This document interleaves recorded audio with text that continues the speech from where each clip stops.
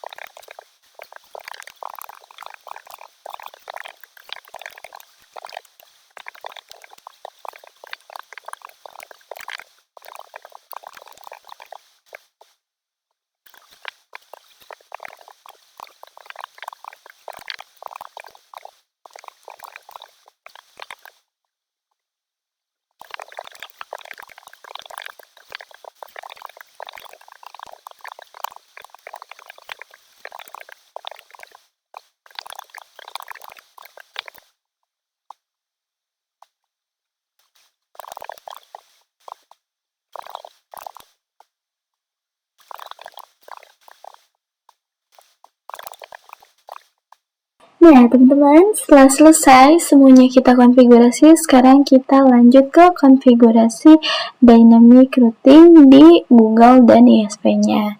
Nah, untuk autonomous systemnya sendiri di Google itu bakalan pakai AS1. Nah, lalu untuk autonomous system di ISP itu pakainya 2. Nah, oke, kayak gini. Oke, kalau gitu sekarang kita langsung aja konfigurasi. Kita masuk ke Google terlebih dahulu. Oke, di sini enable. Oke, di sini kita masukin komennya router PHP 1. Lalu setelah itu networknya berarti 10.10.10.2. Lalu remote asnya adalah 2. Oke, setelah itu baru masukin networknya adalah 10.10.10.0. Lalu max-nya itu adalah 255, enter. Lalu netnya lagi 172.16.23.0, max-nya 255.255.0. Oke, kita lanjut ke ISP. Enable config, lalu router PGP. Nah, tadi untuk ISP itu pakai autonomous systemnya ada 2. Lanjut setelah itu network ini 10.10.10.1, remote-nya 1 berarti. Oke. Setelah itu kita masukin networknya 10.10.10.0, 255.255.255.252. Oh, max-nya nggak aktif. Net 10.10.10.1, max 10.10.0, 255 max 255.255.252. Lanjut netnya 11.11.11.0, max-nya 255.255.255.252. Nah, oke. Udah selesai teman-teman buat konfigurasi dynamic routing-nya. Nah, oke, teman-teman, setelah tadi kita selesai konfigurasi routing BGP-nya, sekarang kita lanjut untuk coba tes. Nah, tapi sebelum itu, teman-teman, kenapa di sini di bagian kliennya itu kita nggak konfigurasi BGP? Itu karena di sini kita tujuannya memang mau mensimulasikan NAT. Jadi di sini kita tidak perlu konfigurasi BGP terlebih dahulu. Oke, kalau gitu sekarang kita langsung aja coba cek. Kita coba tes conft. Nah, di sini kita masukin command ping, lalu kita masukin IP dari si Google yang 172.16.23.1. Lalu di enter. Nah, di sini teman-teman bisa lihat ya, di sini baru 80%. Nah, kita coba lagi, duping 172 16.23.1. Enter. Nah, oke, nah sekarang udah berhasil 100%. Nah, jadi seperti itu dia, teman-teman. Nah, oke, teman-teman, selanjutnya di sini misalkan VLAN 10 dan VLAN 20 itu pengen mengakses Google atau ingin mengakses internet. Nah, tapi di sini teman-teman bisa lihat VLAN 10 dan VLAN 20 itu mereka termasuknya adalah termasuk IP private. Otomatis dia nggak bakalan bisa untuk mengakses internet ataupun Google, karena untuk mengakses itu semua itu harus menggunakan IP public. Nah, lalu gimana? Nah, jadinya supaya mereka bisa akses, kita harus konfigurasi yang namanya NAT. Nah, tapi sebelum konfigurasi NAT, kita akan konfigurasi IP routing default gateway dulu, teman-teman. IP ke default gateway. Nah, di sini kita bakalan coba untuk jangan dulu konfigurasi, kita coba ping conft. Nah, di sini kita coba ping ke IP ini, grouping ke IP 172.16.23.1. Lalu enter. Nah, kita tunggu.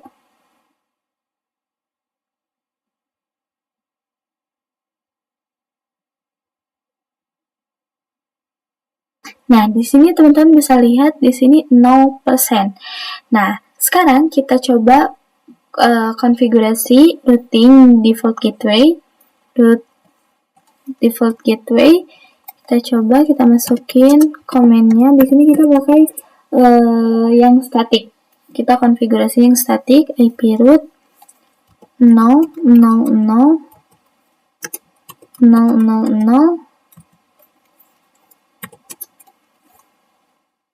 11.11.11.1. Oke, lalu di enter. Nah, sekarang kita coba duping lagi. Duping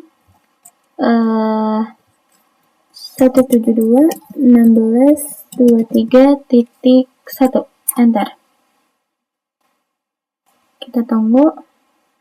Nah, di sini masih 80%. Kita duping lagi. 172.16.23.1. Kita tunggu lagi. Nah, di sini teman-teman bisa lihat setelah kita konfigurasi IP routing default gateway, nah jadinya 100%. Kayak gitu. Nah, oke, teman-teman, setelah kita konfigurasi routing ke default gateway, sekarang kita bisa langsung aja lanjut ke konfigurasi NAT-nya. Nah, di sini kita masukin komen access list 1 permit, lalu kita masukin IP address dari si VLAN-nya, yaitu 192.168.10.0, lalu wildcard box-nya jangan lupa yaitu 000255. Habis itu di enter, lanjut lagi ke yang VLAN 20. Permit 192.168.20.0, wildcard box-nya 255. Oke, enter. Nah, habis itu kita masukin komen ipnat inside source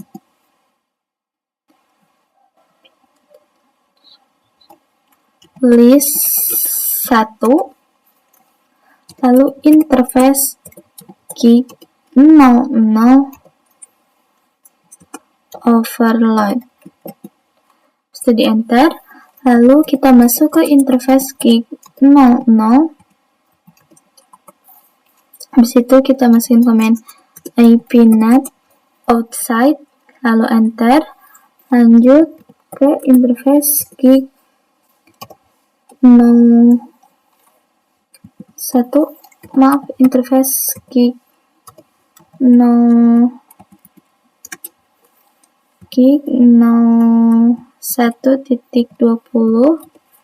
lalu kita masukin komen ipnat inside, lalu enter. Nah, teman-teman, setelah itu kita masuk ke interface gig 01.10 berarti untuk ke VLAN 10-nya. Habis itu kita masukin juga ipnat inside, habis itu di enter. Nah, oke. Sekarang, nah, jadi itu dia teman-teman untuk cara konfigurasi NAT. Nah, oke, teman-teman, setelah kita selesai konfigurasi NAT-nya, sekarang kita bakalan coba untuk mengamati paket ARP-nya, supaya kita tuh bisa tahu gimana sih proses mentranslatekan atau proses mengubah dari IP private ke IP public-nya. Oke, kalau gitu sekarang kita langsung aja ke simulation-nya. Nah, kita coba geser dulu, kita perkecil kali ya. Oke. Nah, setelah itu kita coba kirim paket dari PC 0 ke server. Nah, oke. Kita play.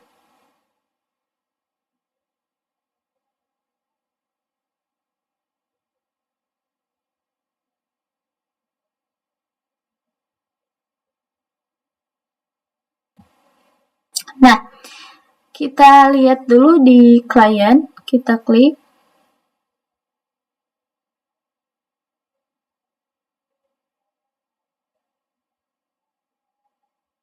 Nah, di sini teman-teman bisa lihat IP hidden-nya itu adalah masih IP yang private, yaitu yang 192.168.10.2. Nah, lalu destination-nya itu adalah ke IP 172.16.23.1. Nah, di sini dia masih IP private pas masuk ke kliennya. Nah, setelah keluar itu nantinya IP-nya itu bakalan berubah, teman-teman.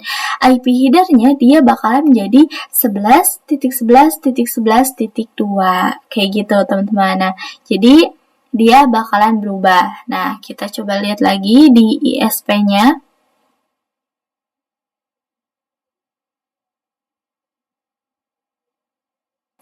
Nah, di sini teman-teman bisa lihat di ISP-nya juga sekarang IP header-nya itu udah ganti lagi, teman-teman. Jadi 11.11.11.2 udah bukan IP yang 192.168 10.2. Nah, sekarang udah ganti ke 11.11.11.2. Nah, di sini lalu keluarnya juga masih tetap sama. Oke, nah jadi kayak gitu ya teman-teman. Nah, lalu kita coba lanjutin lagi. Kita play lagi.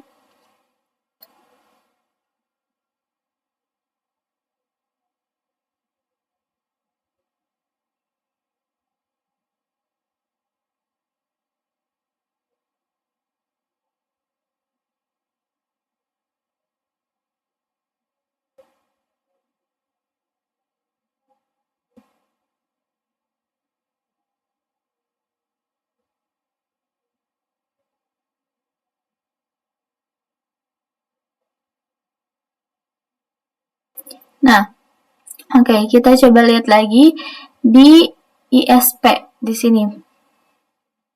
Kita lihat.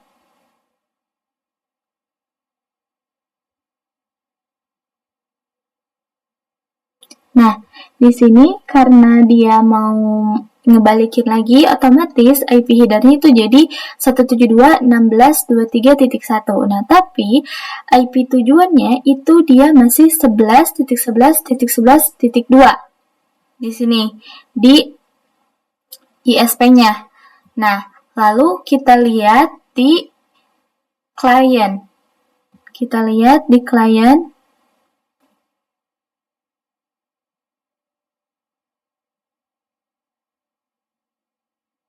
Nah, setelah di klien, itu masuknya masih menggunakan IP tujuannya masih 11.11.11.2. Nah, tapi setelah keluar, itu dia IP-nya berubah lagi seperti awal, yaitu 192.168.10.2. Nah, barulah setelah itu dikirimkan ke PC-nya, teman-teman. Nah, jadi barulah successful. Teman-teman bisa lihat di sini dan successful. Jadi, seperti itu dia prosesnya. Gimana? Teman-teman paham gak? Mudah-mudahan teman-teman paham ya. Sekarang kita bakal lanjutin lagi ke materi selanjutnya.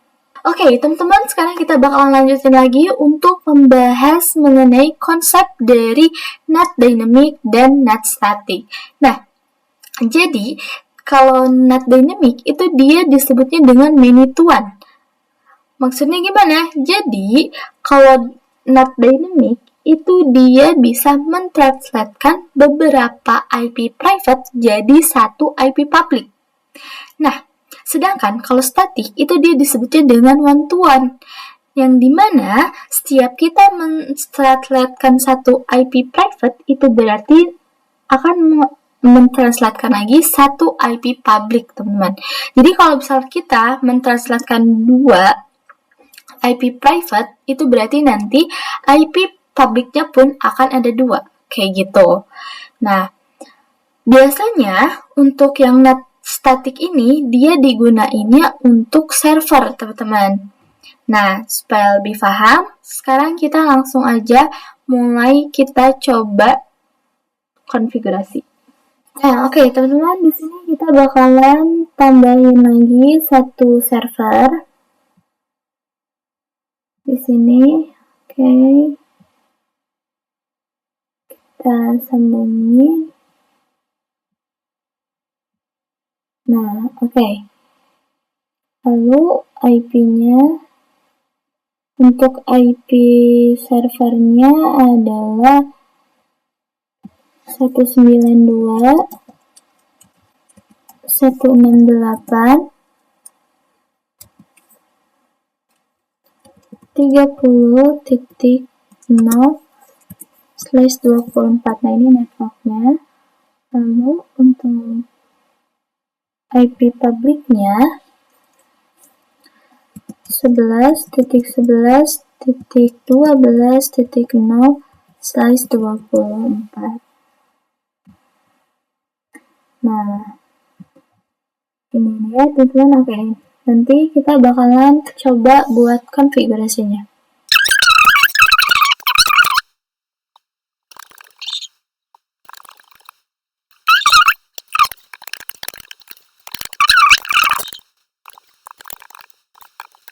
Nah, oke.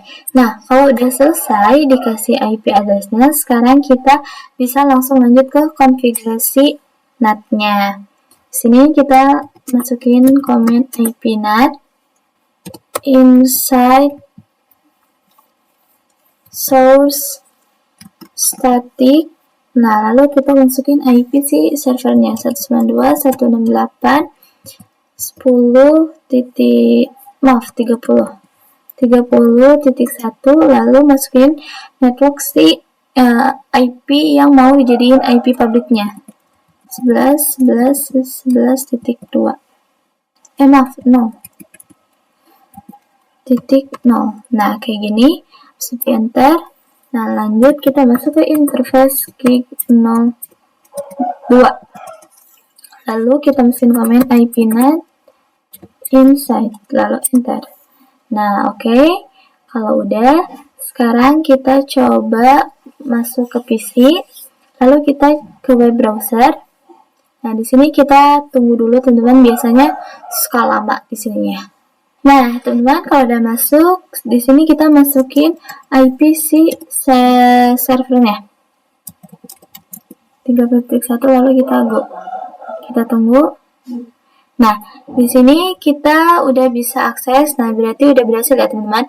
Nah, kalau misalkan kita mau ganti namanya, itu kita bisa ke server, lalu kita ke service. Nah, di sini di index.html kita bisa edit. Nah, di bagian Cisco paket tracer ini kita bisa ganti, teman-teman. Misalkan di sini aku ganti jadi hello. Lalu habis itu kita save. Yes. Oke. Nah, lalu kita ke PC Inol lagi. Lalu kita ke web browser lagi. Kita masukin lagi IP-nya 192.168.30.1. Lalu kita go lagi. Nah, di sini teman-teman bisa lihat sekarang namanya diganti jadi Halo. Kayak gitu. Oke, nah jadi itu dia teman-teman cara konfigurasinya. Gimana?